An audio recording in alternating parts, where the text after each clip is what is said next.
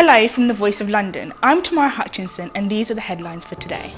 2 weeks on, the Paris attacks still raise serious security alerts around the world.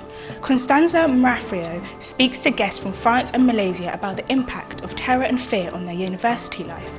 Natalia Branco brings fashion icon Lauren Banton to keep you up to date with the latest fashion trends. It's been 2 weeks since Paris was attacked. 130 people lost their lives.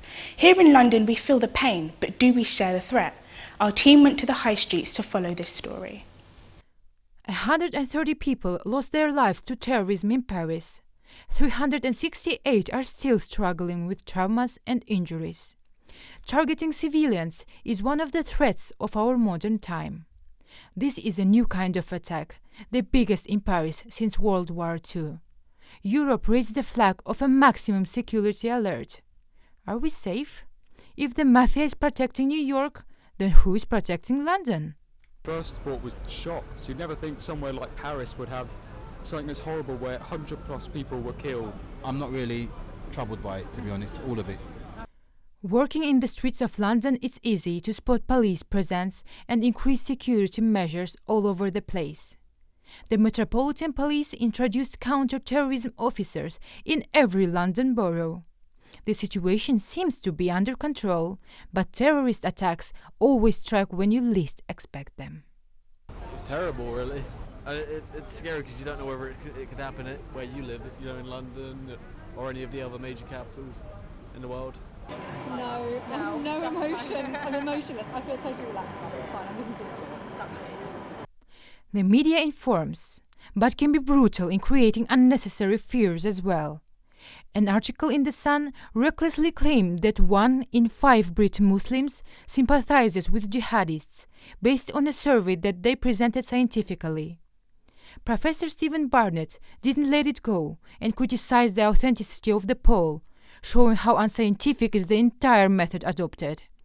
He said what The Sun did is a shameful distortion of their polling data, consciously designing and fueling terror and distrust of Muslims in Britain.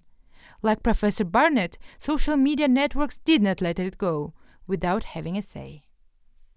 Constanza Marafrio invited Clément Nakboua from France and Tay Youssef from Malaysia to speak about the Paris attack as an event of a mass-scale atrocity. Thank you, Tamara. It's been 2 weeks now since the Paris attacks, but there is still a lot of tension in the air. I'm here with Clément Nakboua and Tay Youssef, 2 students from the University of Westminster. So first of all, guys, where are you from exactly? Thank you for having us, Constanza. I'm from Kuala Lumpur, Malaysia. I'm from France, in Strasbourg. So how do you feel about these attacks? How do you think they've affected social media, newspapers, and even the university environment? Firstly, my friends were really supportive about this. They didn't judge me any differently.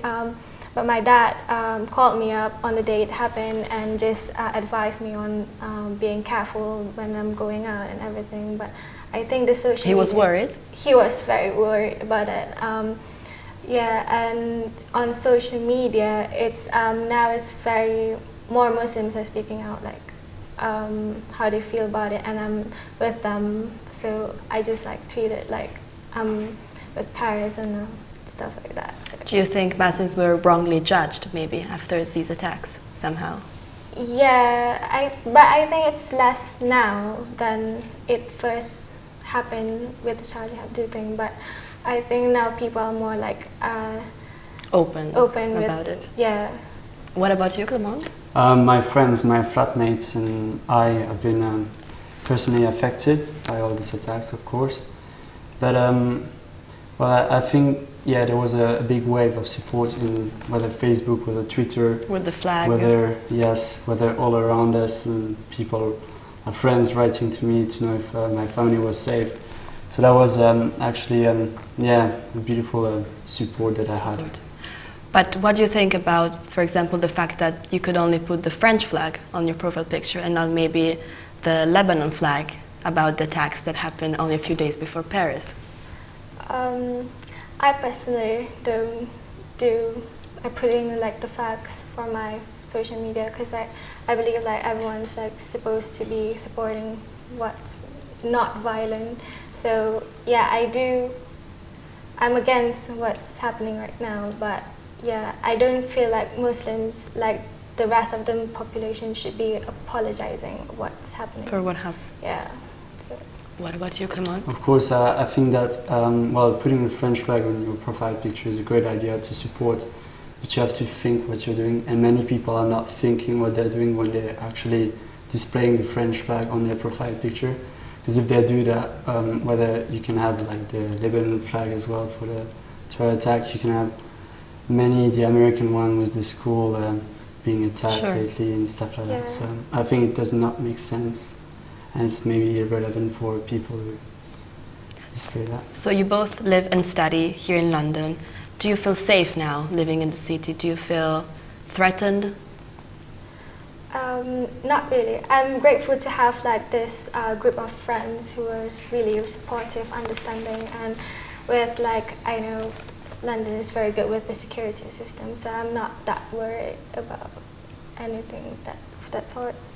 So, yeah. Same. I think the worst case scenario is that we all get afraid, and that's, I think, what ISIS want us to be, and we surely need to get strong and not to get afraid by any of what ISIS did, just to show us that we're strong, we're standing up, and we're fighting against them. All together. Yes. Thank you so much, guys. This is Costanza Baraffio, and now back to you, Tamara. Away from the terror and fear, our fashion correspondent Natalia Branco will be interviewing fashion expert and magazine journalist Lauren Banton about the top 2 fashion trends of 2015. Knee-high boots and flares seem to be the way forward. It's the 70s all over again. Thank you, Tamara. And today we are lucky to have in our studio fashion expert and journalist Lauren Banton. Hi, Lauren. Hi. And we are having a look back on top 2015 trends. And it seems like the 70s are all over back. Yeah, the 70s are most definitely back. We've seen it a lot on the runways, starting from spring-summer, where there was a lot of floral blouses, suede flares, and khaki and brown tones seem to be very popular. So the look was carried through to autumn-winter, where we've seen thigh-high boots with a big chunky heel. Oh, those looks are amazing. They're a bit expensive though. Do you think you could give us some advice on where to find similar looks for less?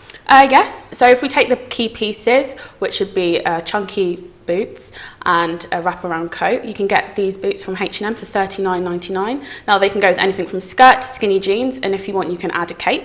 But if a cape's not your thing, you can go for a simple wraparound coat like this grey one from River Island for £50. It's great for all shapes and sizes as it's cinched in at the waist, and it will create a nice hourglass silhouette. Thank you, Lauren. I'm Natalia Branco, and that's back to you, Tamara. That's it for today. I'm Tamara Hutchinson. For me and the team, have a good night.